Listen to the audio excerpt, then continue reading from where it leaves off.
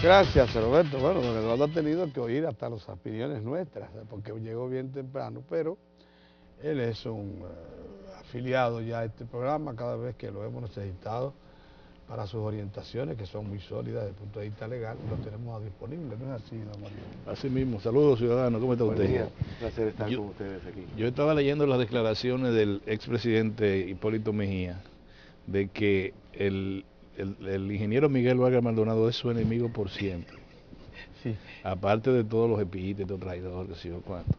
Y en la misma información dice él, pero no, nosotros vamos a pedir el diálogo con, eso me acuerda el diputado, del diálogo, el diálogo porque nosotros queremos diálogo. El cardenal, que era una entrevista aparte, o sea, no es una reacción a las declaraciones de Hipólito, dijo que el PRD había que esperar que otras fueran las condiciones, porque tirar piedra, hay que pasar de la piedra a las palabras, dijo eso.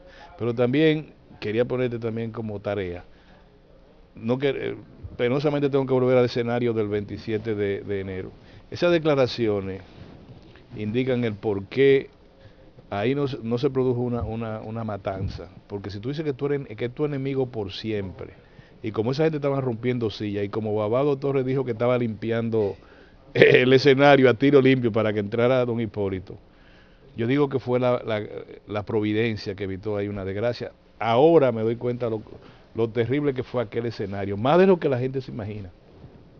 ¿O no? Bueno, Orión, tal como tú señalas, el PRDista es dominicano y la base PRDista no se corresponde con ese accionar. El PRDista es un ciudadano pacífico, obediente de la ley. En los peores momentos del autoritarismo en República Dominicana, las masas PRDistas nunca fueron culpables de azonadas militares, de movimientos que alteraran el orden público y la paz. Recuerdo los esfuerzos que hacía Peña Gómez como líder del partido para controlar las masas que en algunos momentos, frente a situaciones traumáticas que vivió el pueblo dominicano, nunca se manifestaron. Entonces, en paz, en esta democracia constitucional que los dominicanos tratamos de construir desde 1994 con la reforma constitucional que motivó el propio Peña Gómez, realmente ya esos son momentos superados. Y precisamente todos estos procesos disciplinarios, todo este proceso de institucionalización del PRD responde a esa realidad. Y esas expresiones que oyes y ves de vez en cuando responden a ese modelo superado. Por eso hoy Hipólito Mejía está expulsado del Partido Revolucionario Dominicano.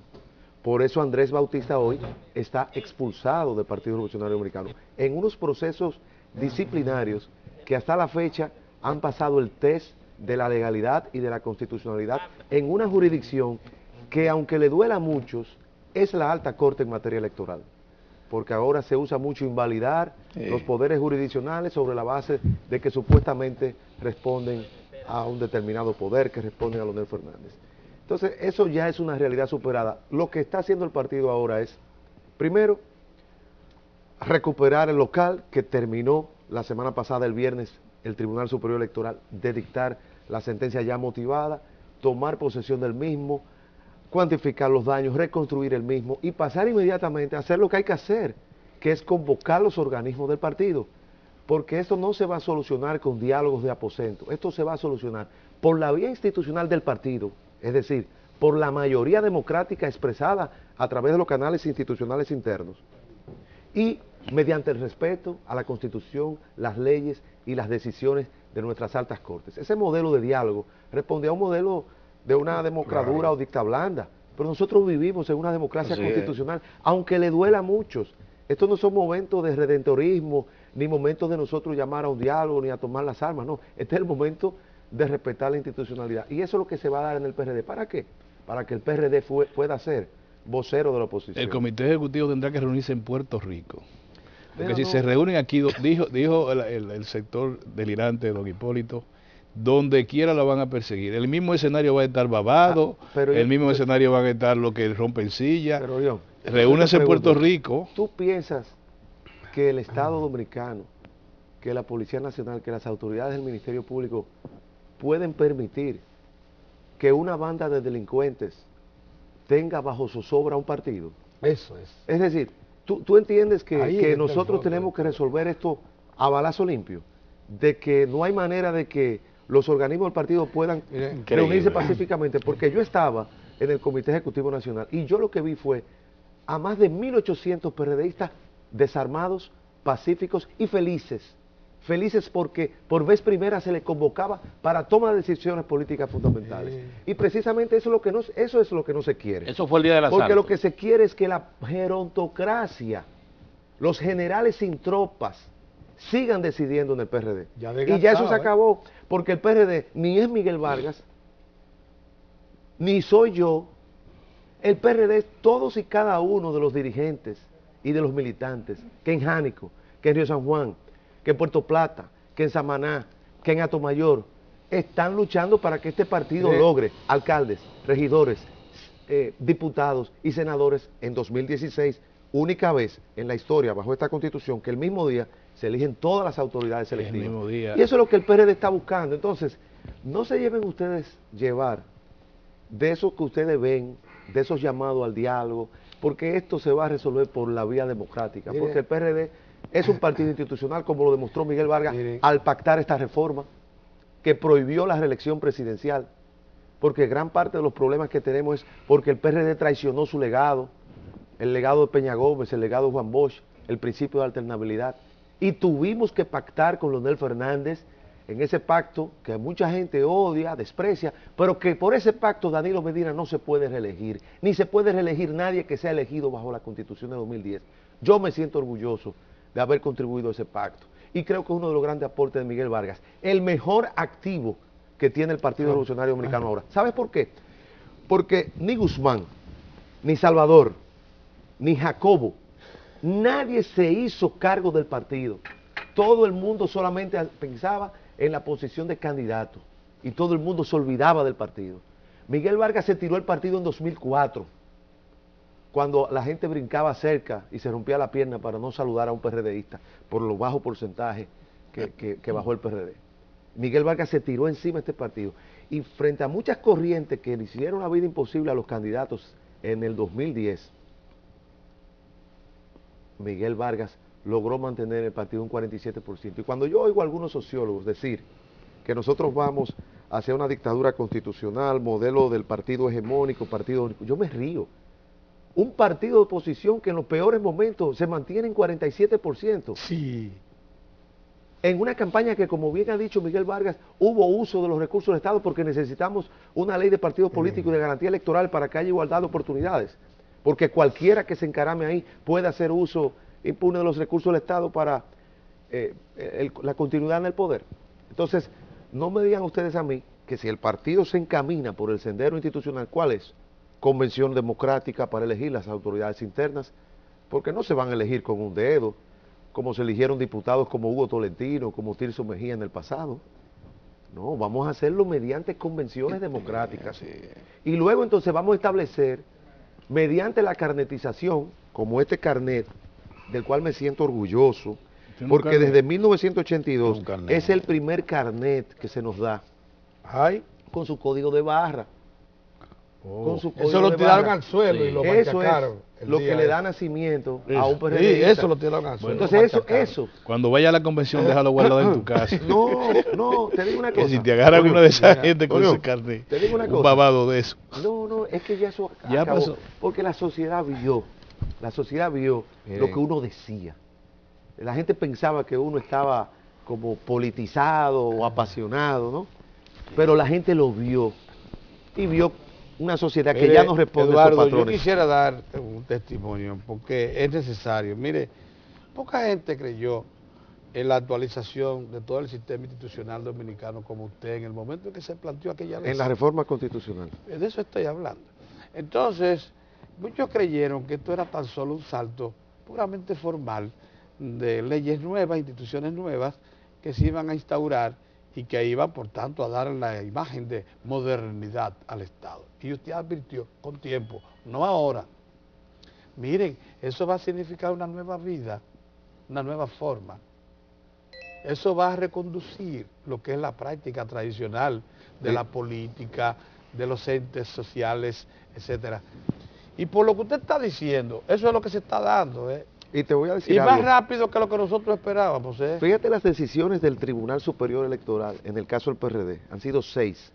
De esas 6, hemos ganado 5, la parte institucional, y hemos perdido una, que fue la vez donde se nos obligó a notificar porque no se habían comunicado todos los cargos a los encausados disciplinariamente. La gente dice, no, ese tribunal responde a Leonel, el pacto de las corbatas azules, eso no me merece ninguna credibilidad. Algunos hasta llegaron a decir, es un grupo de pelafustanes que está ahí, un irrespeto a la alta investidura de las altas cortes.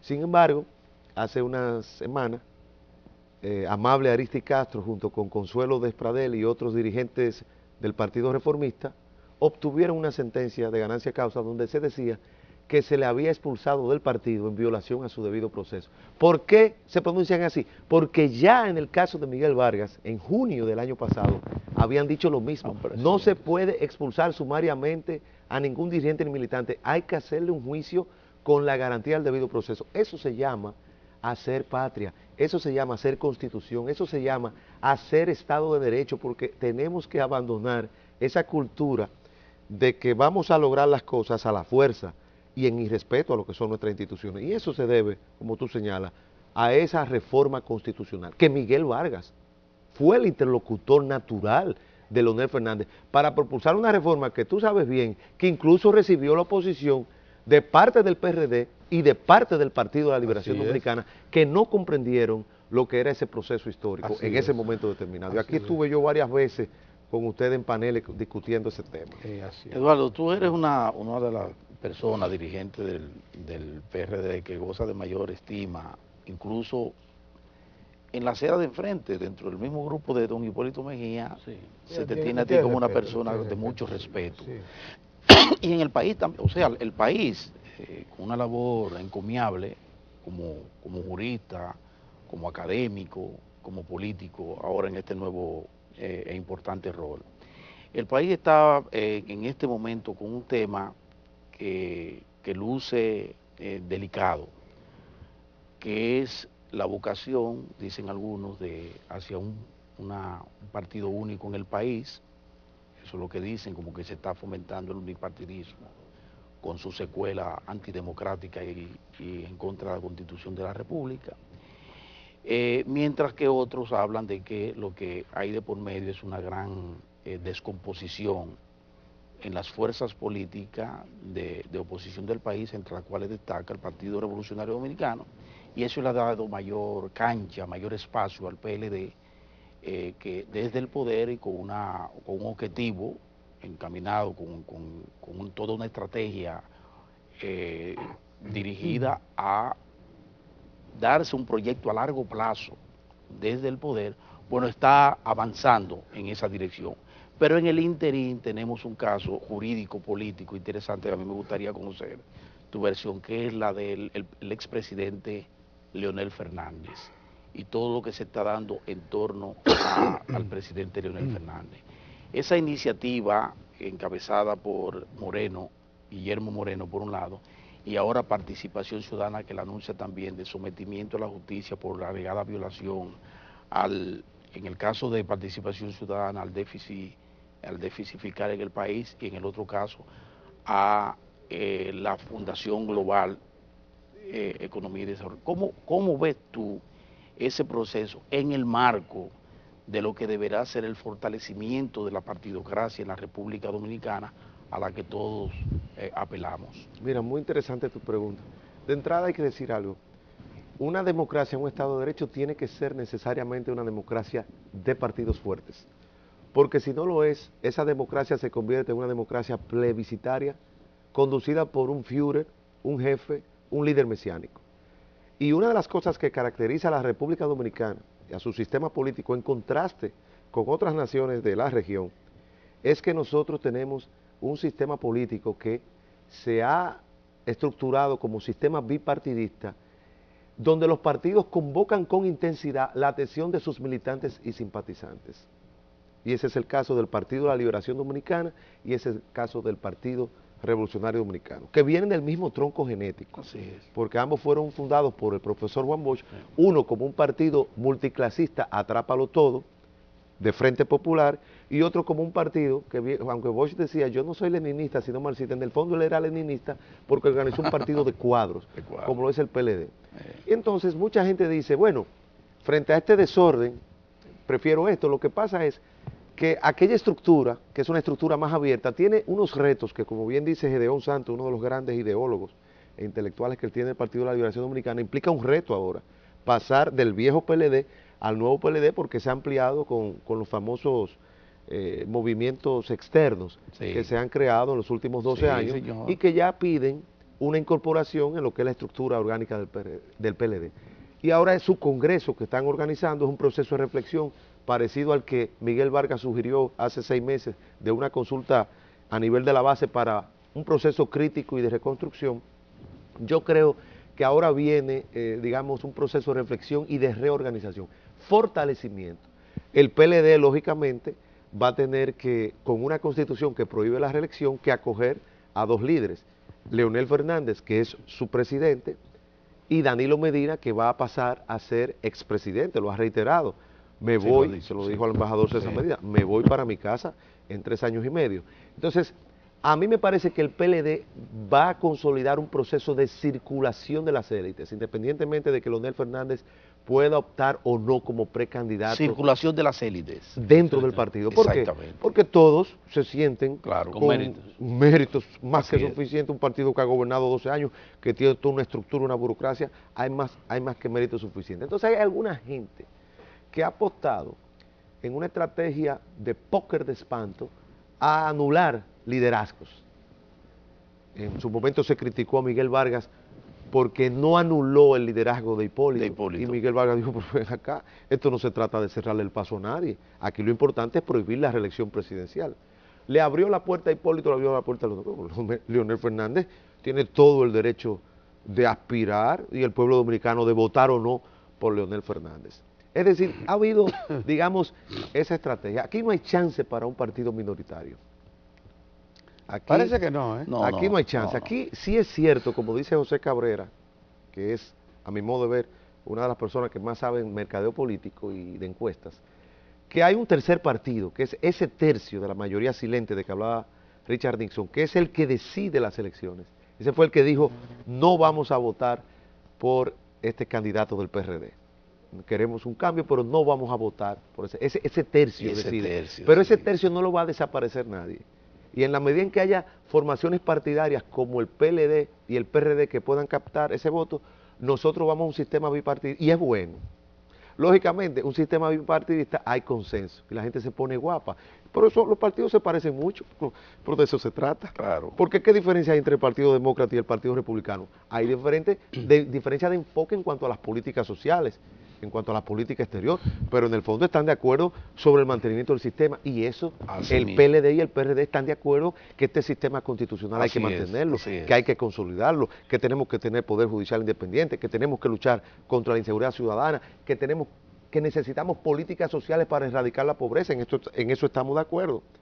Pero yo como PRDista digo, bueno, mi mejor activo, mi mejor candidato para 2016, Miguel Vargas. Ahora, en el caso de los sometimientos penales a Leonel Fernández, sobre el tema de Funglode, yo no he examinado la querella, pero a mí me parece que el esfuerzo de Leonel Fernández, en lugar de construirse una villa, de tener una cuenta bancaria en Suiza, el fomentar lo que es la educación, o hacerse accionista de un grupo importante, el conocimiento, lo que es la formación, en lo que es él, que se ha sentido siempre como un legítimo heredero de Bosch, un profesor, porque dicen que él es balaguerista, pero él se ha sentido siempre como un profesor, y eso es lo que él ha sido, un intelectual al interior del PLD. Yo no lo veo malo. Obama incluso ahora acaba de transformar su movimiento externo en una ONG que se llama Organizing for Action, y él mismo manda Twitter pidiendo que apoyen el movimiento y que sacan miembros y que paguen la cuota desde el poder. Los republicanos han criticado eso, un poco lo que se ha tratado aquí. Eso sin examinar el expediente. Ahora, con lo del déficit fiscal, yo digo lo siguiente, hay que ver primero si el incurrir en el déficit constituye una violación legal, porque si no todos los gobiernos europeos estuviesen presos. Así es. Y si es así, si constituye una violación de la ley, si es una violación de la ley penal, porque puede ser una violación que no conlleve sanciones penales. Y eso es lo que habría que ver. Yo soy muy escéptico frente a esa acción. Yo creo que el déficit es criticable, políticamente, como lo dijo Miguel Vargas, al decir, ese déficit se debe a 3 procesos electorales donde los recursos del Estado fueron involucrados para mantener las prestaciones sociales, para mantener los niveles de gastos y permitir la continuidad del PLD en el poder. En eso yo creo. Inteligente esa En eso yo versión. creo. Una crítica política del déficit fiscal, pero que eso que es una conducta criticable sea una infracción penal, yo no estoy seguro. Tendría que ver los expedientes. Muy bien. Eduardo, hay un punto también en esto que se resalta en la sociedad. Es en la República Dominicana el papel de las entidades que se autodenominan sociedad civil. Que en una sociedad democrática son entidades importantes porque pueden asumir un rol precisamente de apoyo al fortalecimiento democrático. En la crisis del PRD, sin embargo, se ha visto cómo estas entidades, algunos de sus voceros, han actuado como parciales de una de las partes, en este caso el expresidente Hipólito Mejía. Usted toma todas las declaraciones de las últimas semanas y se va a dar cuenta que la carga se lanza favorable a una de las partes. Esto, en el momento democrático que vive República Dominicana, ¿cómo ustedes lo ven? Sobre todo que una sociedad civil o entidades que se autodenominan sociedad civil se involucren y se conviertan en parciales. Una democracia constitucional necesita una sociedad civil fuerte, que sirva como contrapeso a los poderes públicos y a esos poderes que se pueden volver salvajes, como es el caso de los partidos, como ocurrió, por ejemplo, en Italia y en algún momento en Venezuela. Ahora bien, la sociedad civil organizada, que es muy diversa, no son exclusivamente esas organizaciones cúpula que tú ves, sino que hay múltiples organizaciones ciudadanas como Acción Callejera, los movimientos jesuitas, etcétera, que están haciendo una labor determinada. Ahora, estas organizaciones, como el caso de Participación Ciudadana, yo siempre he sido un crítico de participación, porque yo entiendo que no ha hecho la transición de lo que fue el trauma electoral de 1994, como con mucha propiedad lo llamó Juan Bolívar Díaz, a una sociedad hoy más organizada, más institucionalizada, con una Junta Central Electoral que, a pesar del acoso presupuestario y de la envidia institucional que genera en algunos poderes públicos, ha cumplido su misión. Así es. Y que realmente ya no necesita la muleta de una sociedad civil que jugó un rol histórico en el momento que teníamos un Balaguer que decía siempre que no se iba a reelegir, pero y hacía todo lo posible para reelegirse, porque mientras respiraba, aspiraba. No han hecho la transición. Y yo pienso que eso les resta mucho de credibilidad, porque en los momentos en que se necesita participación se va a decir que estuvo involucrada, que estuvo parcializada. Y aquí yo quiero decir, no es que Miguel Vargas y la dirección institucional del PRD está opuesta al diálogo, al consenso. Muy por el contrario, a Miguel Vargas se le ha indicado que es un hombre de consenso, que hizo el pacto peyorativamente denominado de las corbatas azules, a pesar que tú tienes una corbata muy linda azul. Yo no veo nada malo en el color azul ni en que tuviésemos corbata, pero fue una coincidencia. Pero vamos a pactar públicamente, porque tú tienes copia del pacto, no fue secreto. Vamos a dialogar públicamente, pero además vamos a dialogar en la institucionalidad, porque ese fue un pacto que luego se tradujo en un apoyo congresual, porque la Asamblea Revisora tuvo que acoger. Si no lo acoge, ese pacto no es realidad. Entonces, hay que transitar a un nuevo orden institucional, hay que aceptar los nuevos actores partidarios. El PRD, por ejemplo, tiene que saber que ya esto no es una cuestión de los viejos robles, es que tenemos un alcalde, Junior Santos, que es uno de los mejores activos de nuestro partido. Es que tenemos dirigentes como Yulisa Hernández, de las mujeres, que es uno de los mejores activos que tenemos en el partido. Y ustedes no lo ven quizás. Porque se fueron incubando lentamente ahí. Y entonces los gerontas no querían dejarlo cuando ver. Yo viajo al interior y lo hago con mucha frecuencia. Así es, hombre. En cada hasta uno municipio, mismo se engañó. Tú te topas con 2, 3, 4, 5 dirigentes de los frentes juveniles, de los diferentes frentes, que son valores que necesitan canales de articulación y de que se haga realidad una legítima ambición, señores. El PRD, y por eso Juan Bosch se fue del PRD, porque el PRD desde el año 70 quería llegar al poder.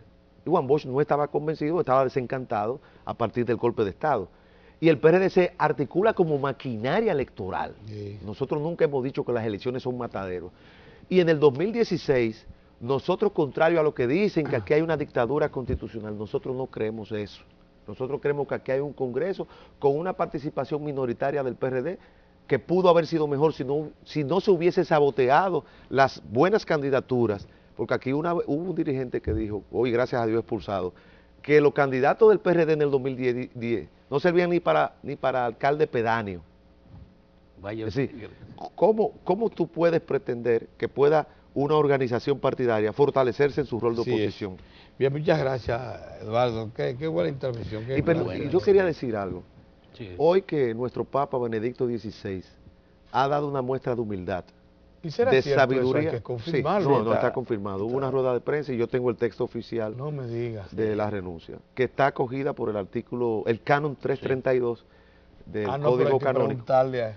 Pero esto ha sido una expresión de humildad, de sabiduría y de prudencia política de un No me hombre digas. Flaquean que las cuerdas. por su salud decide renunciar. Solamente han habido, este es el cuarto papa en la historia de la Iglesia Católica que renuncia. Caramba, si tantos líderes Ay, Dios dominicanos y de otros países se diesen cuenta del momento en que hay que cederle el paso Claro. a las nuevas generaciones, Ay, no por una claro. cuestión de lucha generacional, es Aquí que lo hizo- todos nosotros, Aquí lo hizo Juan Bosch. claro, Juan Bosch lo hizo aquí. todos Y nosotros escogió con precisión. tenemos que darle chance a las nuevas Así es, generaciones sí. Así es. en Pero nuestros respectivos campos. Así Como mismo. son las sí, cosas de la vida, claro. quien viene detrás de Eduardo es precisamente un hombre, Humberto Salazar, que proviene del socialcristianismo, que ha creído en eso como una expresión política. Y qué bueno, este mismo tema, vamos a proseguirlo bien, con él. muy bien. Muchas gracias. Gracias. Gracias. Dentro de un momento regresamos con nuestro invitado.